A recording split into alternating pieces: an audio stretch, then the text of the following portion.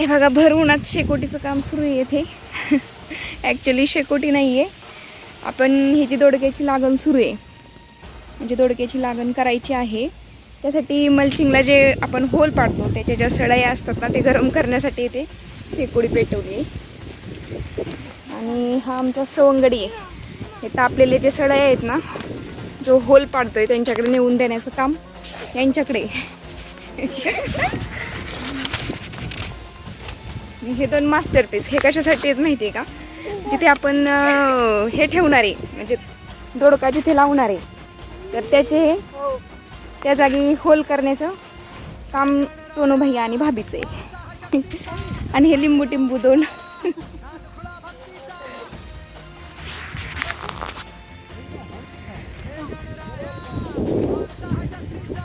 हा आपला टोमॅटोचा प्लॉट आहे, त्याची आत्ताच पहिली बांधणी झालेली आहे. ते पाहू शकता, ही आपली रोपे.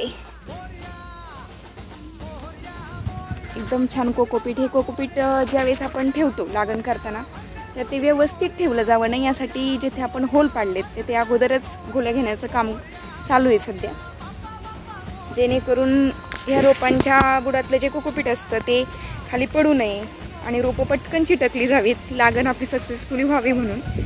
खूप सारा गारठा आहे, थंडी आहे. थंडीमध्ये काय होतं की बियांची जर लागवड केली तर बऱ्यापैकी बिया त्यातल्या उगवत नाहीत, उगवण क्षमता कमी होते थंडीमध्ये. त्यामुळे आपण नर्सरीमध्येच बी देऊन त्याची रोपे बनवून आणली होती.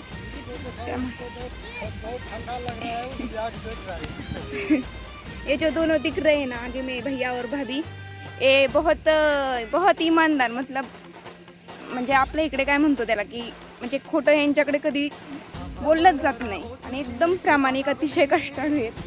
ते आज गेली 5-6 वर्ष आपल्याकडेच आहेत. सवंगडी चाललेला आहे पळत पळत, पाहू शकता, जेणेकरून सगळी थंड न होता जे घोल्या घेत आहेत त्यांच्यापर्यंत पोहोचवण्याचं काम तिच्याकडे आहे.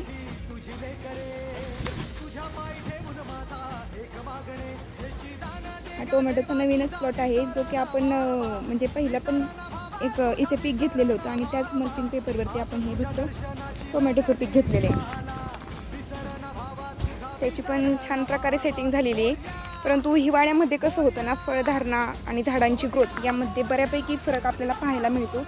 जेणेकरून जर आता नॉर्मली टेम्परेचरमध्ये असतं तर इतकं तरी हे झाड याची ग्रोथ झाली असती, परंतु आता ग्रोथमध्ये पण फरकच आहे. परंतु चला, जसं आहे तसं ठीक आहे, छान आहे. अशा प्रकारे आपली लागण आता अंतिम टप्प्यात आहे, म्हणजे होतच आलेली आहे जवळजवळ. अगदी फक्त 3-4 बेड राहिलेले आहेत. ते पाहात ते म्हणतात ना बरेच जण की बाबा नाही का, रील काढण्यासाठी किंवा लोकांना दाखवण्यापुरतं तात्पुरतं शेतात जातात. तर मंडळींनो, तसं काही नाही आहे. आम्ही रिअलमध्ये शेतात जातो आणि वेळ मिळेल तेव्हा रील काढतो. आता हे पहा, सगळी रोपं वगैरे टाकून पटपट देण्याचं काम माझ्याकडे आहे. आणि आमचे हे मेंबर भाभीजान आणि सोना यांचं रोप प्रेसिंगचं. आता हे जे रोप आहे हे व्यवस्थित, हे जे कोकोपीट दिसते तर हे आपल्याला या खड्ड्यामध्ये असं खाली टाकायचं, जेणेकरून हे व्यवस्थित प्रेस होईल. आणि याच्यानंतरनं याच्यावरून पुन्हा एक लेअर आपल्याला आपल्या मातीचा द्यायचा असतो, जेणेकरून ते ओपन राहू नये, व्यवस्थित दबलं जावं. जे कुठे थोडंसं ओपन राहतं तर ती रोपं व्यवस्थित येत नाहीत, जळून जातात. त्या जागी आपल्याला परत ते सांधून घ्यावं लागतं. त्यामुळं व्यवस्थित पहिल्यांदाच लावतानाच व्यवस्थित लावायचं. चला बाय.